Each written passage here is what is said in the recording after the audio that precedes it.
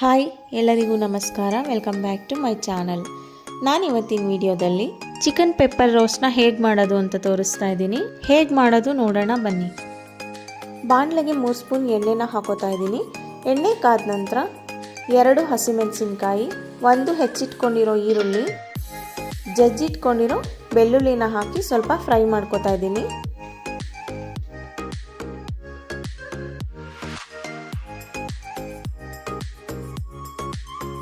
ನಂತರ ಸ್ವಲ್ಪ ಕರಿಬೇವು ಸೊಪ್ಪನ್ನು ಹಾಕಿ ಮತ್ತೆ 1 ನಿಮಿಷ ಫ್ರೈ ಮಾಡ್ಕೋತಾ ಇದ್ದೀನಿ. ಚಿಕನ್ಗೆ ಕರಿಬೇವು ಸೊಪ್ಪು ಹಾಕೋದ್ರಿಂದ ಅದು ಒಳ್ಳೆ ಫ್ಲೇವರ್ ಕೊಡುತ್ತೆ, ಹಾಗೆ ಟೇಸ್ಟು ತುಂಬ ಚೆನ್ನಾಗಿರುತ್ತೆ. ಈರುಳ್ಳಿನ 1-2 ನಿಮಿಷ ಫ್ರೈ ಮಾಡ್ಕೊಂಡಿದ್ದೀನಿ. ಈರುಳ್ಳಿ ಎಲ್ಲ ಚೆನ್ನಾಗಿ ರೋಸ್ಟ್ ಆಗಿದೆ. ನಂತರ ಇದಕ್ಕೆ ತೊಳೆದಿಟ್ಕೊಂಡಿರೋ ಚಿಕನ್ನ ಸೇರಿಸ್ಕೊತಾ ಇದ್ದೀನಿ.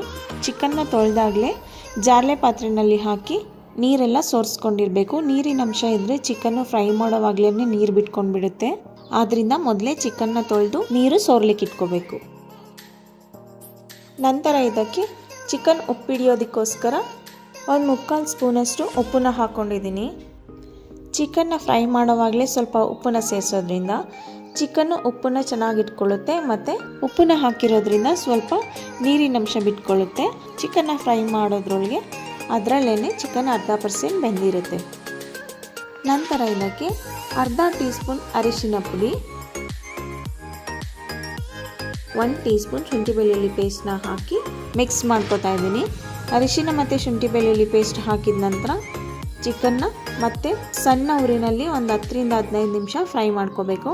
ಅಷ್ಟರಲ್ಲಿ ಇದಕ್ಕೆ ಮಸಾಲ ಪೌಡರ್ನ ರೆಡಿ ಮಾಡ್ಕೊಳ್ಳೋಣ.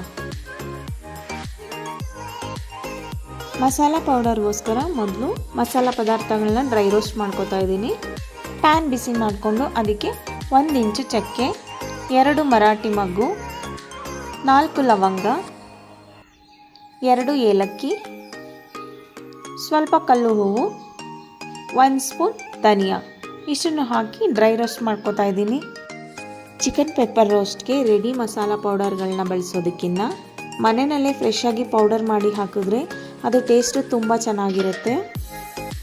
ಇವಾಗ ಧನಿಯಾ ಎಲ್ಲ ರೋಸ್ಟ್ ಆಗಿದೆ. ನಂತರ ಇದಕ್ಕೆ 1 ಸ್ಪೂನ್ ಸೋಂಪು, 1 ಸ್ಪೂನ್ ಜೀರಿಗೆ, 1 ಸ್ಪೂನ್ ಮೆಣಸು, 3 ಬ್ಯಾಡಗೆ ಮೆಣಸಿಕಾಯಿ, ಸ್ವಲ್ಪ ಅನಾನಸ್ ಹೂವು ಇಷ್ಟನ್ನು ಹಾಕಿ ಮತ್ತೆ ಸ್ವಲ್ಪ ಫ್ರೈ ಮಾಡ್ಕೋತಾ ಇದ್ದೀನಿ. ಇದನ್ನು ತುಂಬ ಹೊತ್ತು ಫ್ರೈ ಮಾಡಬೇಕಾಗಿಲ್ಲ. ಧನಿಯಾ ಎಲ್ಲ ಆಲ್ರೆಡಿ ರೋಸ್ಟ್ ಆಗಿರೋದ್ರಿಂದ 10-15 ಸೆಕೆಂಡ್ ಫ್ರೈ ಮಾಡಿಕೊಂಡ್ರೆ ಸಾಕಾಗುತ್ತೆ. ಇವಾಗ ರೋಸ್ಟ್ ಮಾಡಿದ್ದು ರೆಡಿಯಾಗಿದೆ. ಇದನ್ನು ತಣ್ಣಗಾಗಕ್ಕಿಟ್ಟು ತಣ್ಣಗಾದ ನಂತರ ಪುಡಿ ಮಾಡಿ ಇಟ್ಕೋಬೇಕು. ಚಿಕನ್ ಕೂಡ 15-20 ನಿಮಿಷ ಫ್ರೈ ಮಾಡ್ಕೊಂಡಿದ್ದೀನಿ.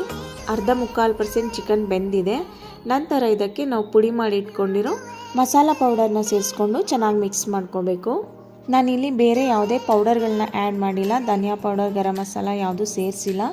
ಏಕೆಂದರೆ ನಾನು ಡ್ರೈ ರೋಸ್ಟ್ನಲ್ಲೇ ಧನಿಯಾ ಮತ್ತು ಮಸಾಲ ಪದಾರ್ಥಗಳನ್ನೆಲ್ಲ ಹಾಕಿ ರೋಸ್ಟ್ ಮಾಡಿ ಪುಡಿ ಮಾಡಿರೋದ್ರಿಂದ ರೆಡಿ ಮಸಾಲ ಪೌಡರ್ಗಳು ಯಾವುದು ನಾನಿಲ್ಲಿ ಯೂಸ್ ಮಾಡಿಲ್ಲ. ಇವಾಗ ಎಲ್ಲ ಚೆನ್ನಾಗಿ ಮಿಕ್ಸ್ ಮಾಡ್ಕೊಂಡಿದ್ದಾಗಿದೆ.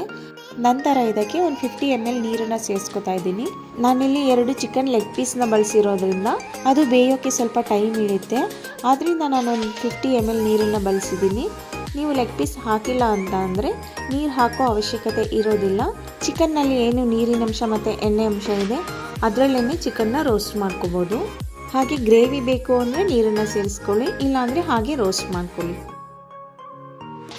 ಇವಾಗ ನೋಡ್ಬೋದು ಸಣ್ಣ ಉರಿನಲ್ಲೇ 5 ನಿಮಿಷ ರೋಸ್ಟ್ ಮಾಡ್ಕೊಂಡಿದ್ದೀನಿ. ಹಾಗೆ ನಾನು ಉಪ್ಪನ್ನ ಮೊದಲು ಉರಿಯೋಕ್ಕೆ ಅಂತ ಹಾಕಿದ್ನಲ್ಲ ಅಷ್ಟೇ ಸಾಕಾಗಿದೆ. ನೀವು ಬೇಕು ಅಂದರೆ ಒಂದ್ಸಲ ರುಚಿನ ನೋಡಿ ಉಪ್ಪನ್ನ ಸೇರಿಸ್ಕೋಬಹುದು. ಇವಾಗ ಚಿಕನ್ ಎಲ್ಲ ಚೆನ್ನಾಗಿ ಬೆಂದಿದೆ.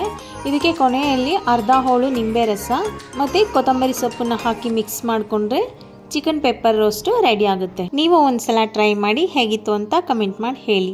ಯಾರೆಲ್ಲ ವಿಡಿಯೋನ ನೋಡ್ತಾ ಇದ್ದೀರಾ, ನಿಮಗೆ ಈ ರೆಸಿಪಿ ಇಷ್ಟ ಆಗಿದ್ರೆ ಪ್ಲೀಸ್ 1 ಲೈಕ್ ಕೊಡಿ, ಹಾಗೆ 1 ಕಮೆಂಟ್ ಮಾಡಿ, ಮತ್ತು ನಿಮ್ಮ ಫ್ಯಾಮಿಲಿ ಫ್ರೆಂಡ್ಸ್ಗೆಲ್ಲ ಶೇರ್ ಮಾಡಿ. Thank you.